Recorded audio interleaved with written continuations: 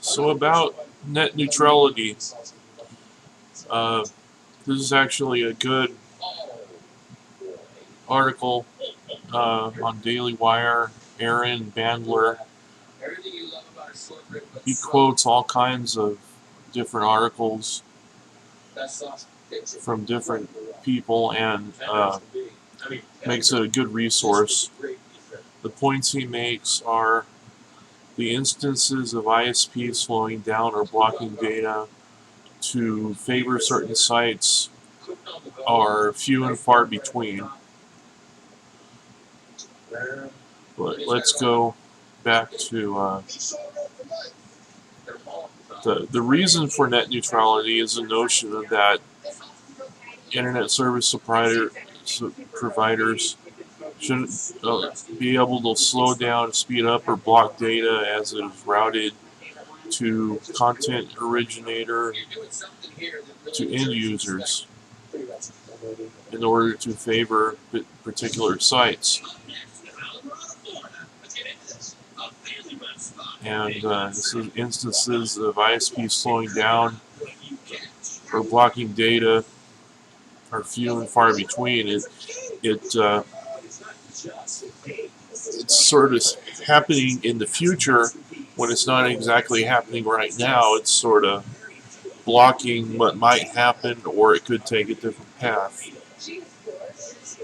And it says under Title II, the Internet is subject to a bevy of regulations at the whim of the FCC.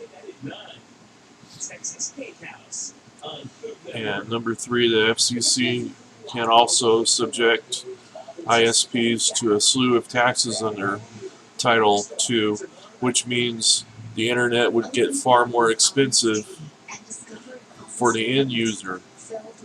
People like me on YouTube, only the elite can use it.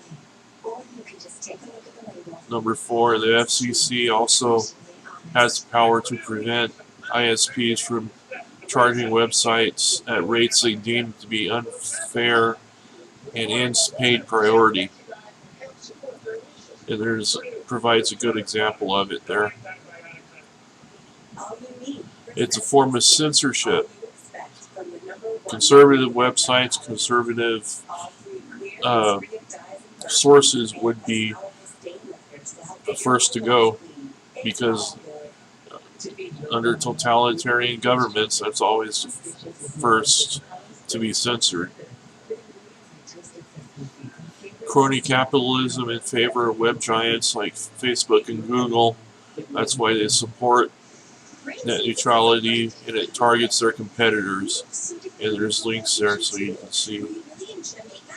Far better way to ensure net neutrality is to breathe more capitalism into the ISP market rather than government control. Municipal governments are responsible for creating ISP monopolies. I would like to have some more local control, just like it was in the 90s when, with dial-up, they would have local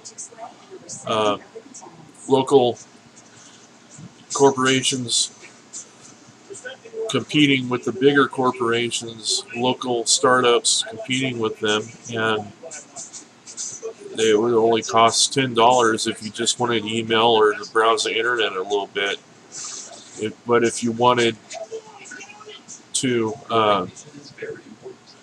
like share a bunch of pictures or use something like Facebook or something, then it would require more bandwidth, and so you have to go with a cable modem or something. But that was the way it was in the 90s. The FCC should be encouraging deregulation in order to bring in more competition, which is the real check against corporate abuse. And he concludes, maintaining the FCC's heavy hand in the ISP market will only hurt consumers. So, like I said, this is a good resource, and from there you can. It's a complicated issue, but this breaks it down pretty easily.